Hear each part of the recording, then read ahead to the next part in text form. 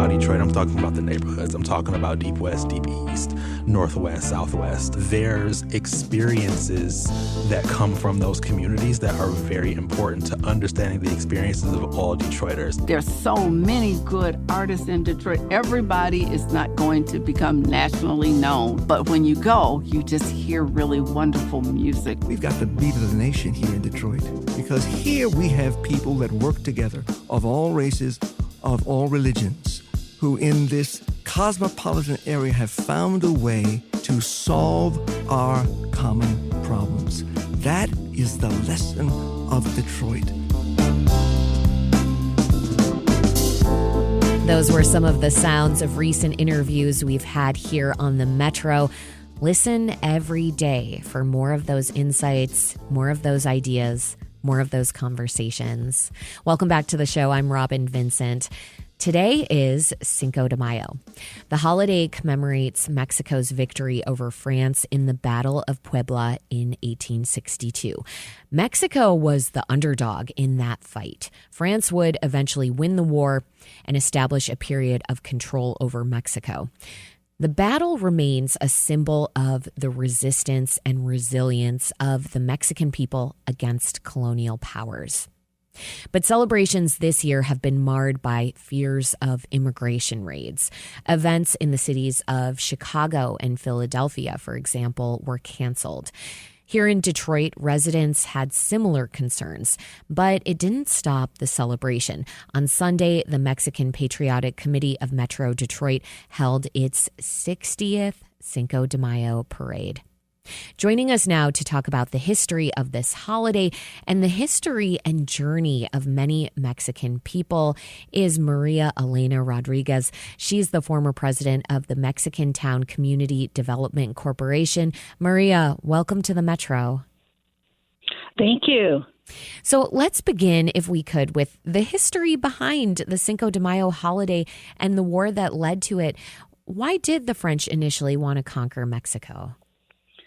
Well, what occurred was that that Mexico was in a situation that it owed money to not only France but Spain and Great Britain, and so they were coming out of one war and had all of these debts, and they asked for a moratorium. They asked the three powers. And the two of them, Spain, which we owed the most money to, and England, agreed to the moratorium. It was like a 2-year moratorium. France did not. So Napoleon III looked at this as a great opportunity to jump on moving into this hemisphere, and setting up another kingdom, a monarchy. And that was the whole purpose. The whole purpose was a land grab, and it would have affected the United States as well. And when you talk about Spain and France and Great Britain, we know those were very powerful colonial forces. So that explains how Mexico was seen as the underdog. How is Cinco de Mayo celebrated in Mexico? In Mexico, it's almost another day. I mean, it's recognized, but it's not our Mexico's Independence Day, and that's when we pull out all the stops and really have a great festival, and that's not the case. It's very similar to St. Patrick's Day here in the United States and St. Patrick's Day in Ireland. Okay, yes. It's a holy day of, it's in the Catholic religion, but it's not celebrated the way it is here with all the parades and, turning the rivers green and, lots of green beer, et cetera, et cetera. So that's very similar. What makes it popular here in the United States is instead of Mexico's Independence Day being more popular, is that it's easy to pronounce, Cinco de Mayo, for non-Spanish speaking individuals. And the beer industry, they got behind that and thought, this is a great opportunity, Cinco de Mayo, and they they ran with that, and everybody else, became it became a commercial celebration. Wow, Maria. Okay, so Cinco de Mayo was marketable. Very marketable. What year Very marketable. I have to point out, though, very marketable with the non-Mexicanos. Okay, so because for Mexican Americans, it's a whole other story, and for Mexican nationals and Latinos in general, it's a celebration of overcoming adversity. Because at that point in time, the French, they had the most powerful military, the army and military in general. The Navy, they had well-trained, well-nourished, well-equipped military. Right. So, and they had just defeated many wars in Africa and other points of the world. So they're coming in here, and here you have us under the leadership of General Ignacio Zaragoza, and it was pure grit, sheer will. We didn't have the equipment, but we had, at that point in time, it was like that sense of pride and patriotism for our country, our motherland. It was like we were reborn, and it took sheer will and strategy. It took a lot of strategy on his part, General Zaragoza, but we defeated the French, and that was a turning point for us, and I say for the United States. The United States would have been involved, but they had their hands full with the Civil War. Let's think about that, actually, about the southwestern U.S., which was once Mexico. And that means that there were Mexican people living on the land that is now California, Nevada, Utah, Arizona, New Mexico, and parts of Colorado, Wyoming, and Texas. Now, after the Mexican-American War, the U.S. occupied those territories. What happened to those Mexican people? How did their lives change? Well, just like the Native Americans here in the United States, and we were displaced. Mm-hmm. We had land that was in our families for generations, and all of a sudden it was stripped from us. And you have to remember, though, back in the day in the Southwest, it was no man's land. It wasn't really close to Mexico City or the central part of Mexico, where a lot of, there was a lot of activity and the culture was really developed there. It was the lost land of the country. But that's not the area that Mexico helped protect from the French for the U.S. It was pure accident. It wasn't intentional. It was around the Gulf of Mexico, Louisiana, and all the southern states in that area. When you talk about people becoming displaced, what did their trajectories look like from there? Did a lot of people become citizens? Where did they go from there? You mean back then? Yeah. There really wasn't any. It's not like today. Like you go into Secretary of State and you register, or you register. There's a different system when you're born in Mexico. When you're born, like here, we're born at the hospital. You automatically you get your birth certificate right then and there. In Mexico, because we were under Spanish rule for 500 years, we followed a system that they had in Spain, and that's you go and you register at the registrar's office wherever you decide you want to state you were born and what day you want to give. It was very different.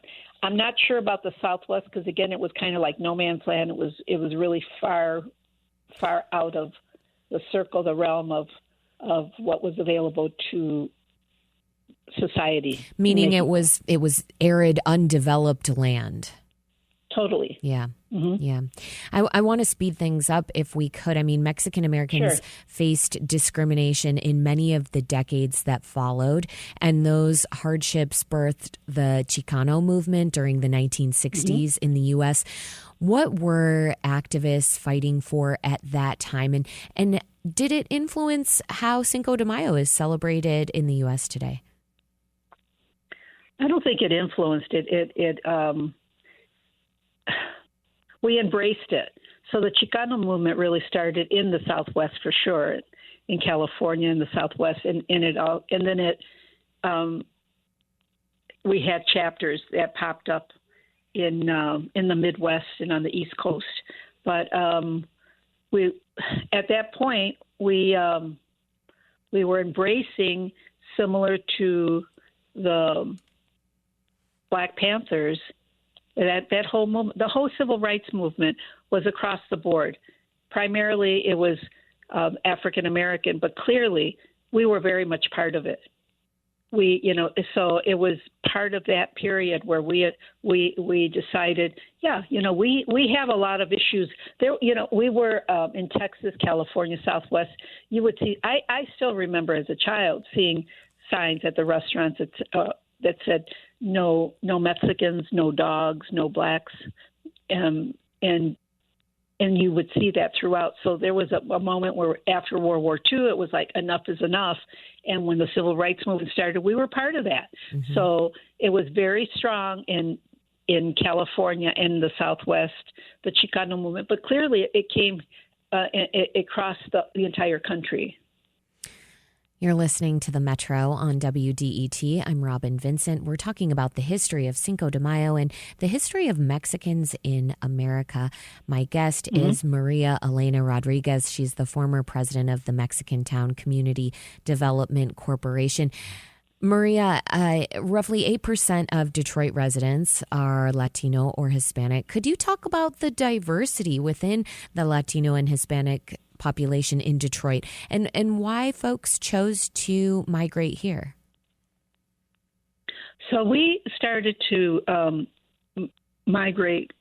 move into the Detroit area for the same reasons that people from around the world were moving to Detroit, because the buzzword out there was you could achieve the American dream. You can own your own home. You can provide a future for your children here in Detroit because of Henry Ford and the automotive industry, and then all the peripheral industries that spawned off of that. So, you come here and literally I met people who shared with me that they were just here to vacation for a month or so, visit their relatives, and they stayed for the next 50 years because they were offered literally on the street a job to work at one was the London Chop House. That was a great story. But it was a land of opportunity. That's why they all came. And it was in the early 20s that they were starting to move up here. And it was all word of mouth. Tell me, one family. Maria, you said the London Chop House is a great story. Could you tell it to us? Well, the story was that the gentleman he was visiting his relatives here, and he happened to be, in the downtown area. And he said, "Yeah, I was just here to visit." He was from, I believe, San Luis and Potosi, and he says, "And I've been here ever since." And he worked as a waiter at the London Chop House.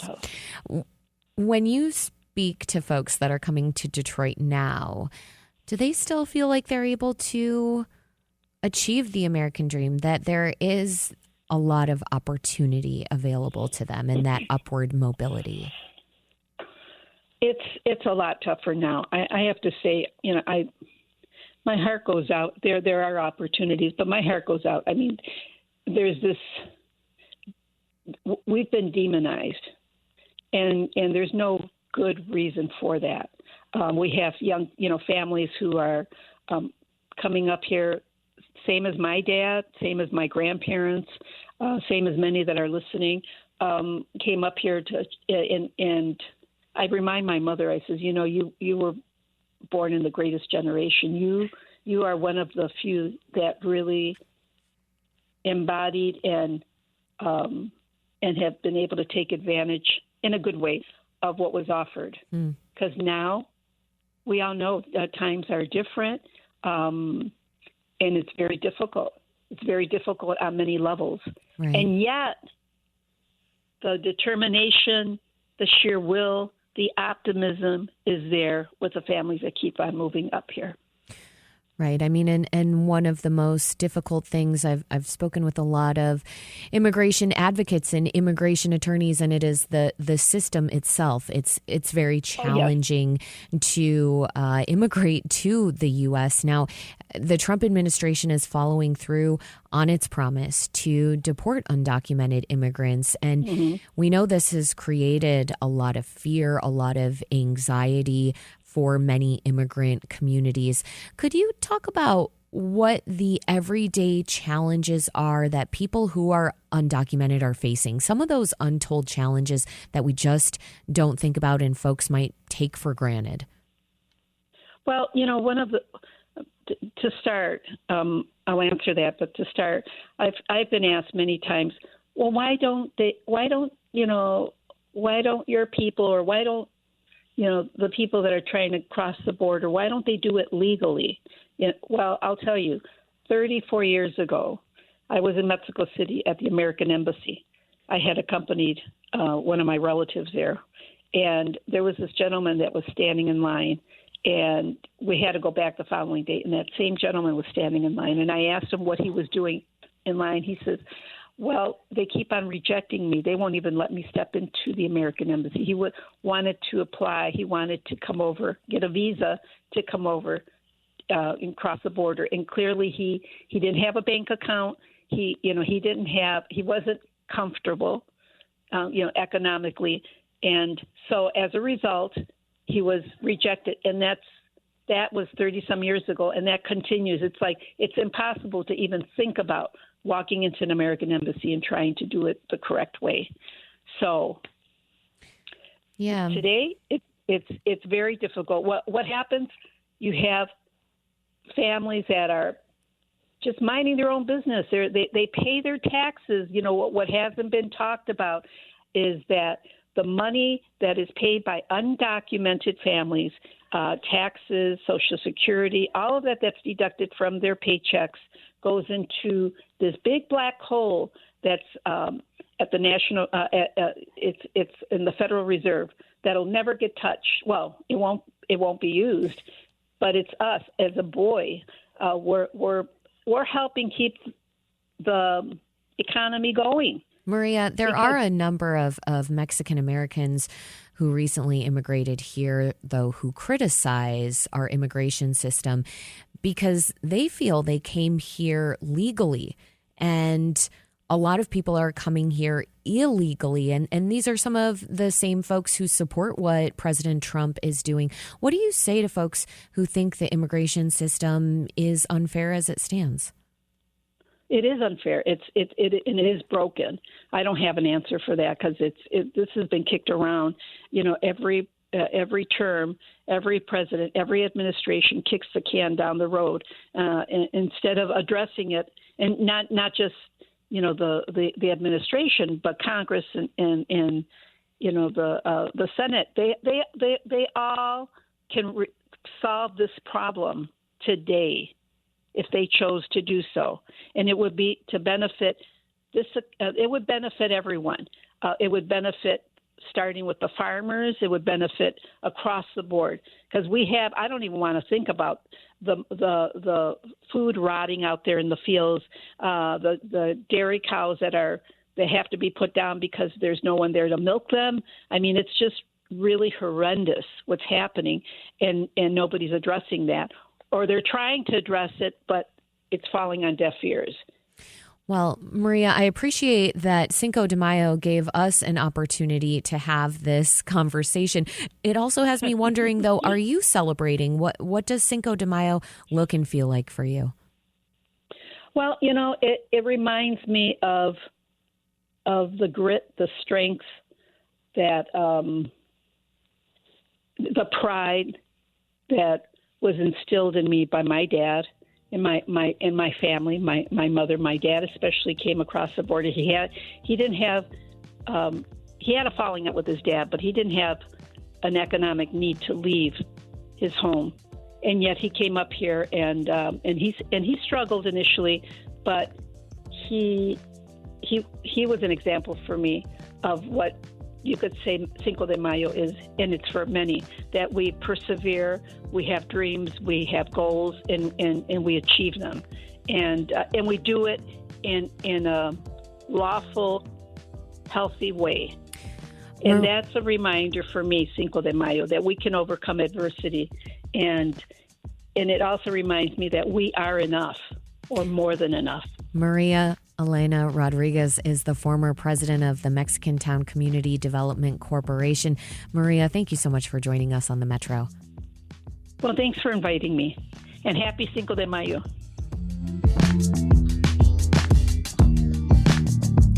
Coming up, Tejano music, which is a combination of sounds inspired by Mexican, Polish, and Czech influences, has had a big influence on Detroit. We'll hear about that next. Stay with us. This is the Metro.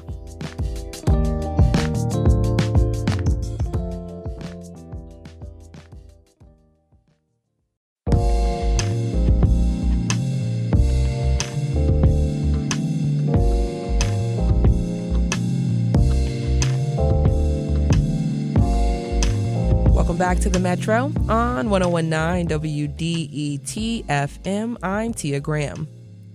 Now, Tejano music is a blend of different sounds and instruments from Mexico and other countries like Poland and the Czech Republic.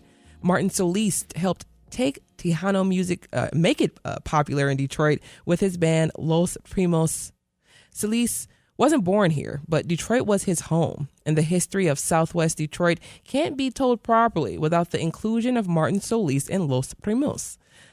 Solis is the first person from Michigan to be inducted in the Texas Conjunto Music Hall of Fame in San Benito, Texas, and the Tejano Roots Hall of Fame in Alice, Texas. Martin Solis' son, Frank Solis, is a local historian who's preserving Tejano music in Detroit. And last year, he joined me and producer Sam Corey in the studio to talk a little bit more about his father's legacy and the importance of Tejano music. Frank, welcome to the Metro. Thank you for having me this morning. So good to Appreciate have it. you. Yeah. So your father brought Tejano music to Detroit in the 1940s. He's one of the first ones touring around Metro Detroit, playing this music in a very unique way. So briefly, tell us a little bit about his journey and how he became so influential in Tejano music. The family, my dad was born in 1929 in San Antonio, Texas, and that's where the music originated from. The style of Tejano music originated from Texas. And at the time, he was the firstborn, but they migrated, the Solis family migrated through the agriculture sectors here in Michigan and Ohio and Indiana. And that's where he started playing guitar. He picked it up in Texas at a young age, at 6, and he started playing, and then they went and they worked in the fields, and then they came to Detroit, the family. He went to Northwestern High School for a period, so he met my mother. And from there, he moved to, I think the family moved to Indiana, and then from there it was into the service, and he was already playing by then, and when he got out, that's when he really started putting the groups together. They came back to Detroit. There were really no venues here at all for Mexican-American music at all. There were a lot of house parties that they played at, but there was one, the Mercury Bar on Michigan Avenue. Still there. Okay. I love their burgers, but Yeah, in the 60s, that was a venue that they played at. I have some photographs on my site with that. But they started playing there at the Mercury, and then there was another bar called the 1000 Bar. Yeah. And they started playing there. There were other groups, but his group was the ones that were being booked at that time. Yes, that was one of the things I loved reading about, was the fact that there weren't many spaces to play at bars or anything like that. And then your father comes in with Los Primos, and before you know it, they're booking bars and different venues across the city of Detroit. So can you talk about that style of music, Tejano music, and what it all comes together to be, how it comes together? The Tejano music is based on, it's accordion driven, but then you have the 12-string bass guitar for the rhythm beats, the drums, and a bass. That's how it started. But originally it was an accordion and just a bajo sexto. And then it moved up where the drums came in, and then the electric bass and the bajo and the amplification for everything, and that's when it started. It's really big in Texas and throughout Mexico, but it's an American-based music. Yes, which is just once again so interesting. So in 2018, you're cleaning out your parents' attic. You're doing the thing, you're doing the son thing, and you find this bag of tapes. What was going through your mind when you open this bag and you say, "What the heck is this?" Well, I was really going to throw it out at first. I was going to toss it because I thought it was just junk wrapped up, and I decided to look at it. But behind that was that he had already been inducted into the Tejano Roots Hall of Fame in Alice, Texas, and that was the first for anybody in Tejano music from Michigan, from the state of Michigan. So when I submitted his bio, we didn't have any recording except for one cassette tape that I had, and that was from the Las Vegas bar, which is Zocalo's in Mexican Town. That used to be a big venue there in the 70s. So I already submitted. He already been inducted, and I thought, well, this is it. We did what we did, and I didn't really expect a lot of what has been happening since. So I found the tapes, and they were like 65 years old, and I had never heard any of his recordings with my Uncle Willie, the two of them, the Los Primos. I'd never heard any of it. So when I found the tapes, I opened up, and they were old. They said cobwebs on them. Yeah, I mean, they were old. They were Los Primos, 1958, 1965. Wow. A lot of their recordings were just rehearsal tapes. And so with that, I contacted Ed Gillis, which is a brother of Jack White here in Detroit, and the Gillis family. So me and Ed had decided, well, we're going to see if we can preserve them and put them on a disc, and I was going to give them out to the families. After we heard them, we knew that, they were pretty clear. They needed some work to clean up. So Ed called his brother up, Jack, and Jack had always been a fan of Tejano music. Wow, Yeah, I did just not know casually, that. yeah, That's okay, yeah. And so Jack had always been, he always liked it. Even in his interviews, when it might get loud, and Jack White was talking, he was talking about going down the bars on Verner, and he'd hear these Mexican bands, and that was my dad.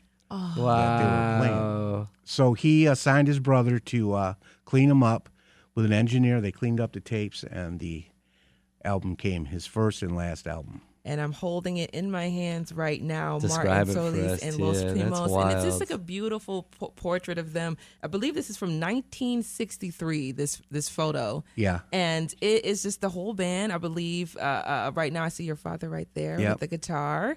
And then it's the whole band there. You have saxophones, you got the suits. drummers, and they're in their suits from 1963. It's really, really, really, really classic, and it's really amazing. And I think it's so amazing because this is a history of the city of Detroit. This is just as important as any other history that's told here in the city of Detroit. So when we talk about preserving this history, you also had the plaque that was recently put up, the historical marker that was recently put up as well. And one of the things that struck me instantly was seeing WDET's name on that plaque and that marker being noted as someone who played and often played and recorded Tejano music here at this station. Not at this particular location. We've moved since then, but WDET was very, very integral in playing Tejano music in Detroit. So if we can talk about that historical marker, the importance of that, and finally seeing recognition come to the city of Detroit, especially Southwest, for Tejano music. Yeah, we after the album had came out too, we had already been. I'd working with a gentleman, Kevin Hill. And he was with the Michigan Music Hall of Fame. And we spoke, we got together, and then we decided, well, what are we going to do? Is there anything that we can do to get the story out? And we'd come up with sites in Southwest Detroit. It was my wife, Anna, who had mentioned that why don't we do it at 21st and Bagley, where the new... where the train station is now at, and the Welcome Center. So we got together with Ray Lozano, Third Man Records, of course, and we started petitioning the state, and we did that. There was a lot of research that had to be done because for historical marker, you have to have facts, and you have to have it. So through all our research as an individuals that we went through, we had found already what we needed to know. I already knew about the Las Vegas bar, that at one time that was a bar, and the radio program would come out of that. I also knew about the Mercury Bar, the Luna Pier Ballroom, in where a lot of the Tejano groups ended up playing too. So that's how it started, and we worked on it. It was a lot of paperwork, a lot of legwork. Then of course COVID hit. Yeah. So we continued to work what we were doing. So COVID put us back 2 years, and then we got the word that it was, that the marker was approved from the state. I love it so much. So before, because we're getting down towards the end here, but, I think about the release. I think about the music itself and the history here in the city of Detroit and the pride that Detroiters have about being from the city. If you can go into the pride of having this connection, deep connection, these deep roots with your family, your father, Los Primos, and the history of Detroit and why it matters so much to you. Well, we're very proud is that Motown, which I'm very proud of Motown. I love the Motown music, like playing it. They have their own marker. And down at Mexicatown, we have our own. Out of 1,800 markers in the state of Michigan, this is the first one honoring the musicians and the migrations from Texas to Michigan and that style of music. So that's a first, and very proud of that. And and the other musicians, we also commissioned to have a monument done that goes next to that one with other musicians that are around there. And those are all my dad's friends. And before he passed, he had told me that if there was any way that I could do anything to mention his friends that played. So we did that, and we honored them with the marker. That is just so beautiful. It truly is. And right, once again, before I let you go, what else do you see coming in the near future, especially when we talk about the preservation of Tejano music in Detroit and Michigan as a whole, but the preservation of the history of Southwest Detroit and what's next for you? Well, we just got done. There was a street, our street in Melvindale was named after him. That was in August. In Melvindale? In Melvindale, yeah, that was in August. The city, the government there approved, and we lived on Stanley, and the house is still there. My mom, we lived on Stanley, and then the crossover street was B Street. They changed that to Martin Solis. Wow! So we had that going, and then he got inducted into the Conjunto Music Hall of Fame in San Benito, Texas. So he's a first-time Michigan musician artist that has been inducted into the Hall of Fame in Texas. That's amazing history that we have to continue to tell here at WDET. I personally cannot wait until we find and dig up some of that old music and archives. Hopefully we can find it of the programs here that played, Tejano music played. Well, that would be nice to have, So we're going to try to do our due diligence as journalists and dig that information up. Frank Solis is a local historian, the son of Martin Solis, as well as a musician. His father was Martin Solis, founding members of Detroit Tejano band Los Primos. Martin did pass away in 2019 at the age of 90, and he was inducted, like you said, into 2 Hall of Fames for being one of the first, first in Michigan as well. The first in Michigan to be inducted in the Hall of Fame for Tejano music. That's amazing. So thank you so much for sharing this story with us here on the Metro. Okay. Thank you so much. That's going to do it for the Metro today. See you tomorrow.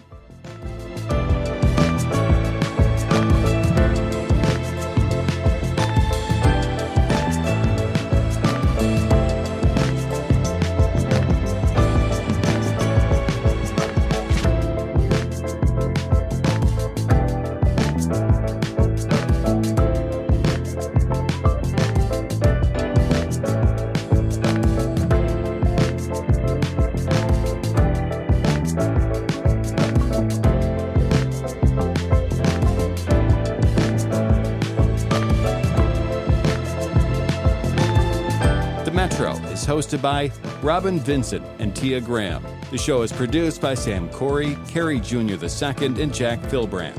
Our senior producer is David Lyons. Our engineer is Nate Bender. Music and creative audio production by Sam Bobian. The Metro is a production of WDET, a listener-supported service of Wayne State University. This is 1019 WDET-FM, Detroit Public Radio, your connection to news, music, and conversation.